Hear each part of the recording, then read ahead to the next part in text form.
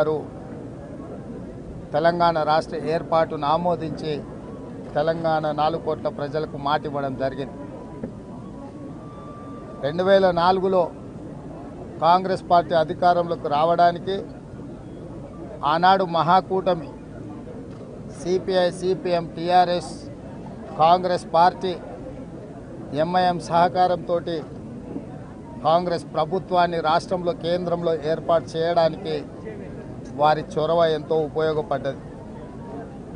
వారి యొక్క ఆలోచన విధానము సమన్వయాన్ని దృష్టిలో పెట్టుకొని 2009లో ఎన్నికల సందర్భంగా మళ్ళీ శ్రీమతి సోనియా గాంధీ గారు ఆనాడు ఉమ్మడి రాష్ట్రంలో కాంగ్రెస్ పార్టీని అధికారంలోకి తేవాలి అని అంటే పెద్దలు డి శ్రీనివాస్ గారిని మళ్ళొకసారి పిసిసి అధ్యక్షుడిగా ఆనాడు శ్రీమతి సోనియా గాంధీ గారు నియమించడం జరిగింది.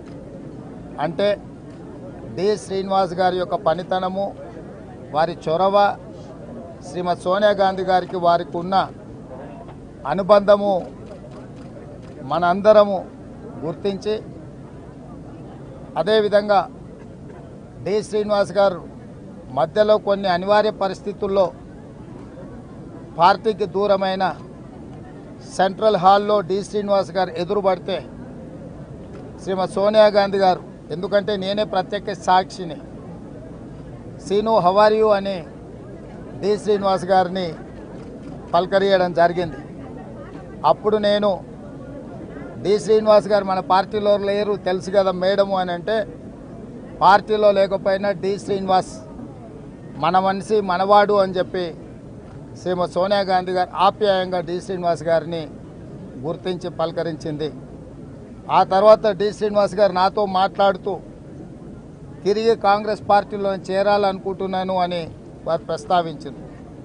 నేను అడిగిన పెద్దలు శ్రీనివాస్ గారిని, మరి ఇప్పుడు మీరు రాజ్యసభలో ఉన్నారు, తిరిగి కాంగ్రెస్లోకి వస్తే మీరేమైనా పదవి ఆశిస్తున్నారా అని అంటే వారు ఒక్క మాట అన్నారు, నాకు ఎలాంటి పదవుల మీద వ్యామోహము ఆశ లేదు.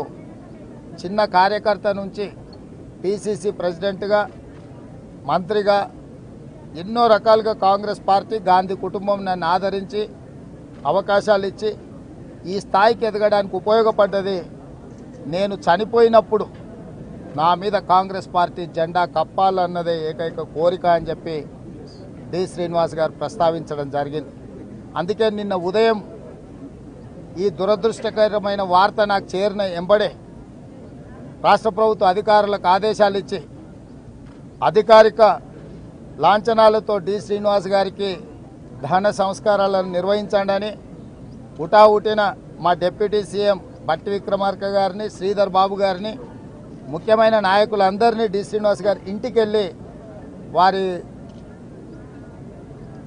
పార్థివ దేహం మీద కాంగ్రెస్ పార్టీ జెండా కప్పి కాంగ్రెస్ పార్టీ తరఫున వారి యొక్క చివరి కోరికను నెరవేర్చే బాధ్యతను మా మంత్రివర్గ సహచరులకు ఇవ్వడం జరిగింది.